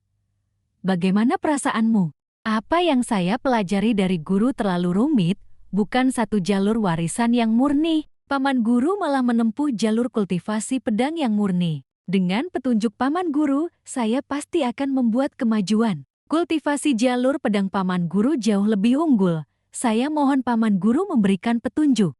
Ayo kita berlatih bersama. Kultivasi jalur pedangmu saat ini belum tentu kalah. Saya akan mencoba menunjukkan beberapa jurus. Begitu Wong Tang menggenggam pedangnya, tatapannya langsung menjadi tajam dan fokus. Ciwan dan Wan Huyen mengintip dan tidak bisa tidak terkejut. Kakak seperguruan sekuat itu? Sejak saat itu, paman guru Cao datang setiap beberapa hari untuk berlatih bersamanya. Jalur pedang keduanya saling melengkapi dan beberapa hari ini dia sendiri juga mendapatkan banyak keuntungan. Sampai suatu hari, terdengar suara tawa bergemuruh dari luar. Kalian berdua boleh berlatih, tapi jika bertarung, jangan sampai ada yang terluka. Guru, kenapa Anda kemari? Para paman dan paman senior saya semua bilang si bocah Tang Montu beruntung mendapatkan pedang terkenal yang tak tertandingi. Saya telah berlatih pedang sepanjang hidup, tentu saja saya harus datang mengamati dan menilai sendiri. Wong Tang buru-buru menangkupkan tangan memberi hormat. Hormat saya, Grandmaster. Dalam hati ia berseru, gurunya guru, bukankah itu orang dengan kedudukan tertinggi di gunung? Ketua Sekte Tianfet, Ketua Sekte. Hormat saya, Grandmaster. Melihat cucu muridnya yang mengerti, beliau tersenyum puas dan berkata, tidak perlu terlalu formal seperti itu. Kalian berdua terlalu terpaku pada pedang. Tapi jangan lupakan dao. Berlatih adalah berlatih, jangan sampai lawan terluka. Jika tidak hati-hati, itu akan merusak alam dao lawan. Baiklah, mulailah.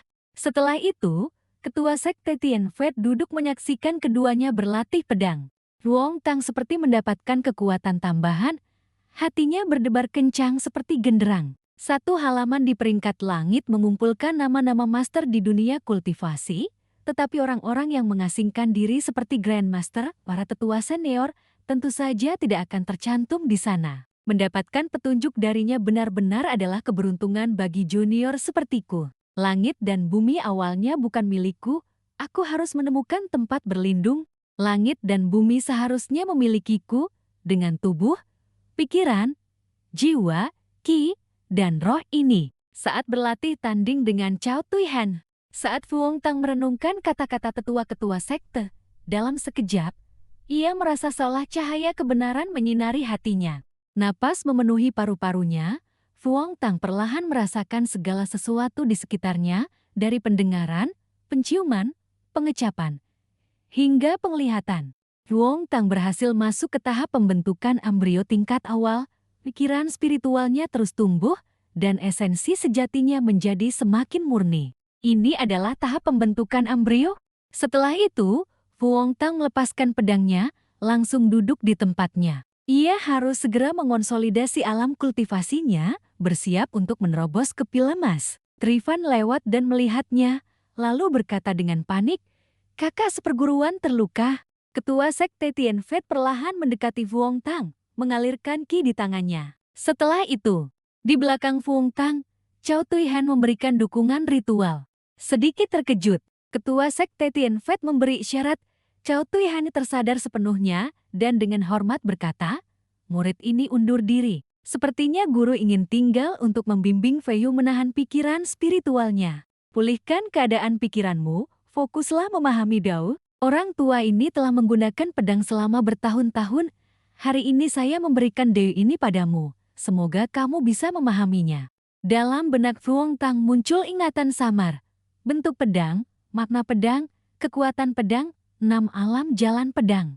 3 alam kultivasi pertama adalah bentuk pedang, makna pedang, kekuatan pedang sebagai dasarnya. Tetapi jika seorang kultivator pedang ingin mencapai prestasi, sebagian besar harus memahami 3 langkah ini sebelum dapat maju. Alam kultivasi keempat, pedang terkendali, memerlukan pemilihan embrio pedang, lalu siang dan malam memeliharanya dengan energi spiritual diri sendiri, barulah dapat mencapai seni pedang terkendali. Alam kultivasi kelima, pedang hati, melepaskan pedang demi pedang, mengubah yang berwujud menjadi tak berwujud, makna pedang dapat menyebar tanpa batas, semuanya sangat tajam. Alam kultivasi keenam, pedang pemberi berkat, menggunakan pedang hati sebagai jiwa pedang, menggunakan tubuh Dao sebagai tulang pedang, sekali keluar dari sarungnya akan melindungi dunia. Saat ia membuka mata, tidak ada lagi siapapun di halaman, hanya tersisa sehelai aura jalan pedang dari Ketua Sekte Tianfei. 6 alam jalan pedang Grandmaster mungkin bukan titik akhir jalan pedang, tetapi itu telah menunjukkan jalan panjang di depanku. Nanti akan kupahami perlahan. Saat hendak berdiri, Fu Hongtang seperti jatuh ke dalam kekosongan tak terbatas. Samar-samar terdengar suara ketua sekte. "Orang tua ini memberikanmu sebagian makna pedang, pahamilah perlahan." Fu Hongtang segera menyadari bahwa ini adalah warisan alam Dao dari Grandmaster. On Huyan dengan lembut memeluk Fu Hongtang dari belakang. Fu Hongtang seperti menemukan tempat bersandar yang aman, lalu mengendurkan tubuhnya. Ia tertidur lelap dalam pelukan On Huyan karena kelelahan. Ia dengan lembut menopang Fu Hongtang, yang tidur pulas sekali. "Kakak seperguruan, sudah kembali." Ia tidak menjawab, hanya memberi isyarat kepada adik seperguruan perempuannya untuk tetap diam. Dalam cahaya senja, On Huyan menggendong Fu Hongtang ala putri ke kamar. Seorang adik seperguruan kecil yang melihat pemandangan ini dengan gembira mengeluarkan ponselnya dan mengabadikan momen berharga itu. Kakak seperguruan menggendong putri. Pemandangan beralih ke bagian belakang Gunung Wudang. Pencerahan saat memasuki alam pembentukan embrio. Hal itu membuat Fu Hongtang tidur nyenyak sepanjang hari. Tetapi yang lebih tidak terduga adalah pemahaman makna pedang. Grandmaster secara tidak sengaja mengucapkannya adalah makna pedang 2 kutub. Kuat, lembut, yin, yang, musim semi, musim gugur, turun, berubah, semuanya dapat disebut liang. Grandmaster hanya mewariskan makna pedang. Tentu saja karena ia sendiri telah memasuki alam kekuatan pedang biasa. Kemampuan memahami makna pedang 2 kutub sudah sangat misterius dan mendalam, ditambah lagi ia juga mengerti jalan pedang yang harus ditempuh di masa depan. Hanya dalam waktu 20 hari setelah kembali ke gunung, jalan pedangnya kembali membuat kemajuan besar. Mulai sekarang, pedang adalah pusaka spiritualnya, senjata pelindung Dao-nya, dan semakin membuatnya menyatu dengan langit dan bumi. Setelah itu, Mang Wei menelpon untuk melaporkan kepadanya, "Pendeta Tao Fuang, ada masalah." Ada apa? Beberapa jam yang lalu, pembakar api suci telah mengumumkan di jaringan internal nasional bahwa mereka ingin melelang 2 jilid catatan rahasia guru surgawi, jilid atas dan tengah, yang merupakan warisan Dao dari Gunung Longhu. Ruong Tang bertanya dengan bingung, "Apa yang kamu katakan? Catatan rahasia guru surgawi dijual di mana?" Mendengar Mang Wuyit mengingatkannya, ia lalu berdeham 2 kali. Apakah Gunung Longhu ada reaksi? Sudah berhasil menghubungi mereka. Tenang, ini bukan lagi arah yang sederhana. Tidak perlu seperti di kehidupan sebelumnya. Untuk apa catatan rahasia guru surgawi itu? Mang Wuyit membuka berkas tebal dan mencari. Benar, dan kami juga telah mengidentifikasi identitas pembakar api suci. Pembakar api suci adalah murid yang diusir dari Gunung Longhu. Nama Dao-nya adalah pembakar api suci. Nama Dao Tianxing. Gurunya adalah pendeta Tao Tianzeng dari Gunung Longhu. Setahun yang lalu, karena mencuri catatan rahasia guru surgawi jilid bawah, ia ketahuan melukai seorang murid lalu melarikan diri. Nama Dao Tianxing. Gurunya adalah pendeta Tao Tianzeng. Jangan-jangan dia adalah kakak seperguruan Titin Chuang. Saat ini, pendeta Tao Tianzeng sudah mengirim orang, tetapi dikhawatirkan sekte-sekte lain juga akan mengirim orang. Tidak terlalu aneh. Kitab rahasia guru surgawi pasti diinginkan oleh banyak sekte. Begitu lepas kendali, dikhawatirkan seluruh dunia kultivasi akan mendapat masalah. Karena harus saling berjaga-jaga, kami hanya bisa mengundang pendeta Tao Fuang untuk bertindak menstabilkan situasi. Masalah ini penting. Biar saya pikirkan caranya. Jika para pendeta Tao dari warisan Dao sudah tampil, aku dan kakak seperguruan juga tidak bisa berbuat apa-apa. Kalau begitu, hanya bisa mengundang guru untuk tampil saja. Pagi-pagi di Gunung Jongan. Kamu adalah murid Tang Montu? Benar. Apakah senior ini pernah bertemu guru saya? Tang Montu, beliau?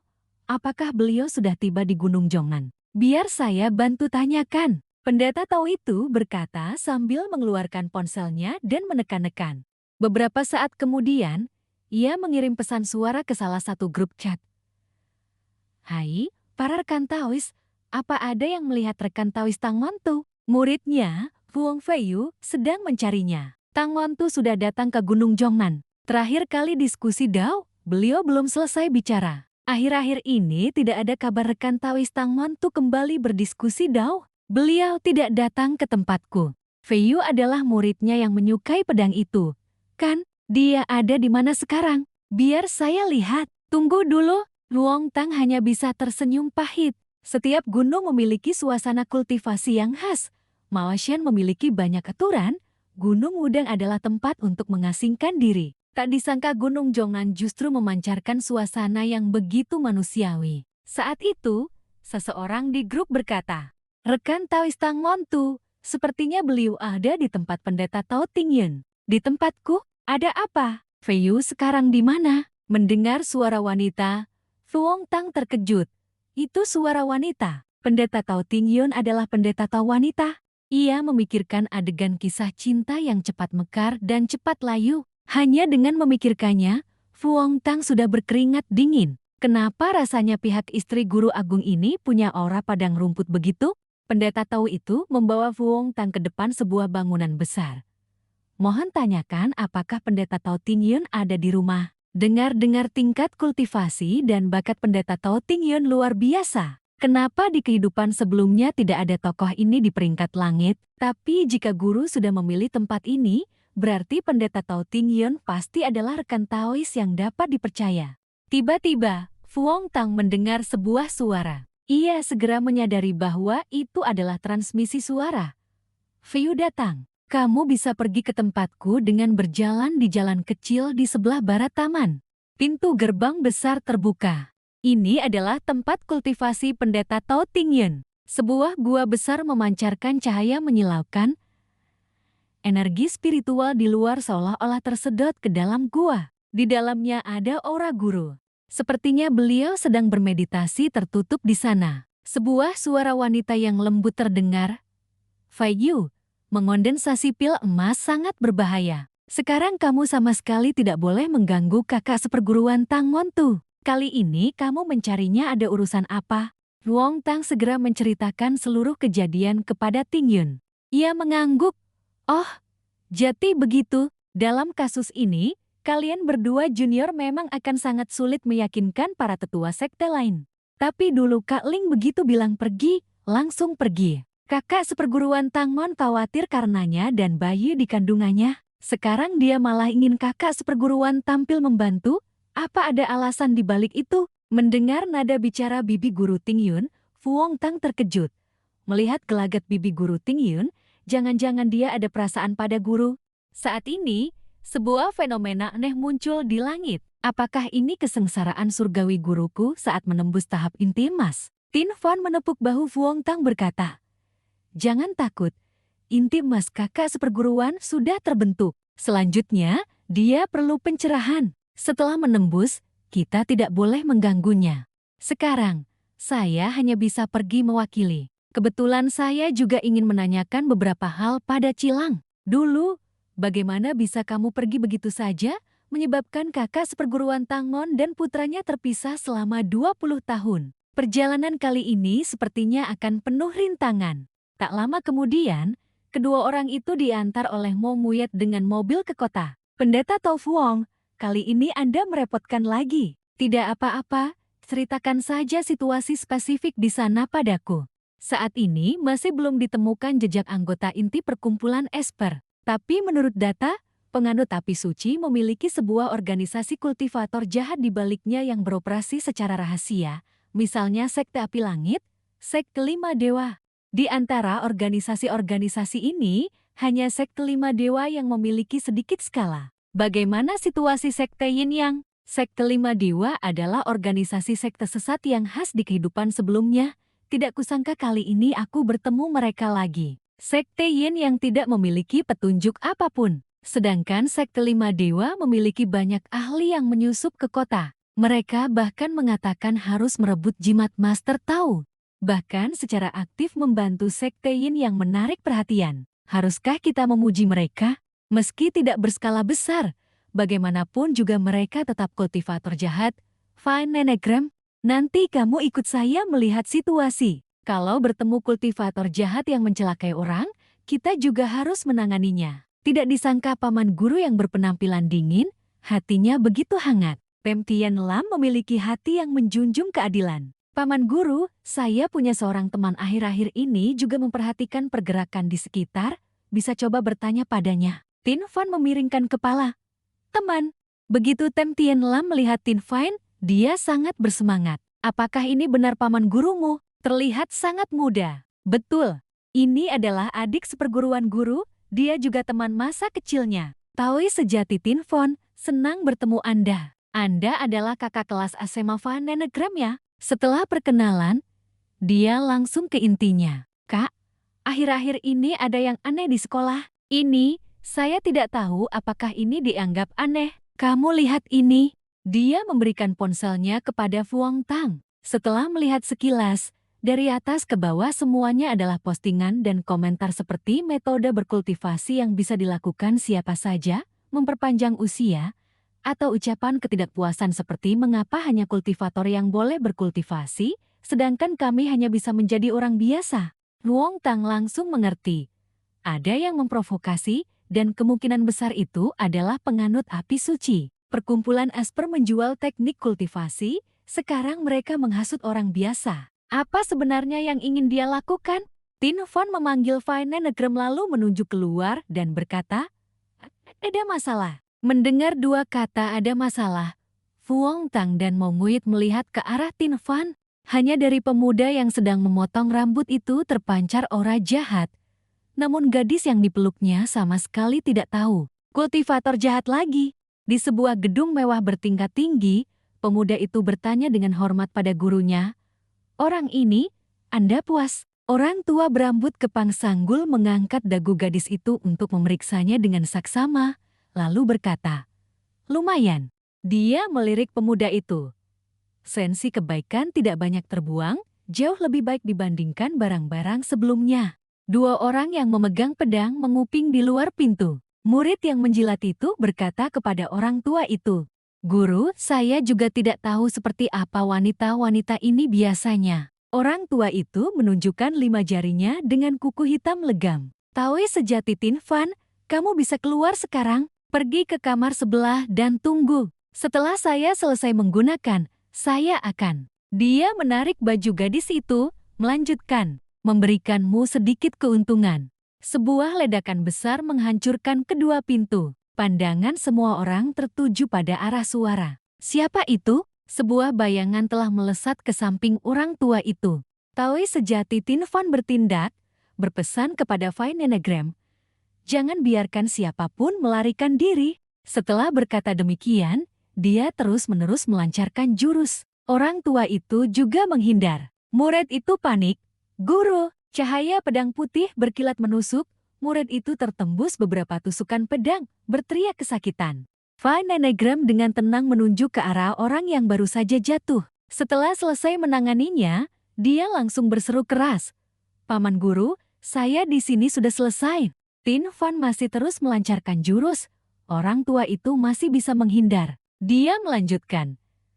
Kamu lindungi gadis itu.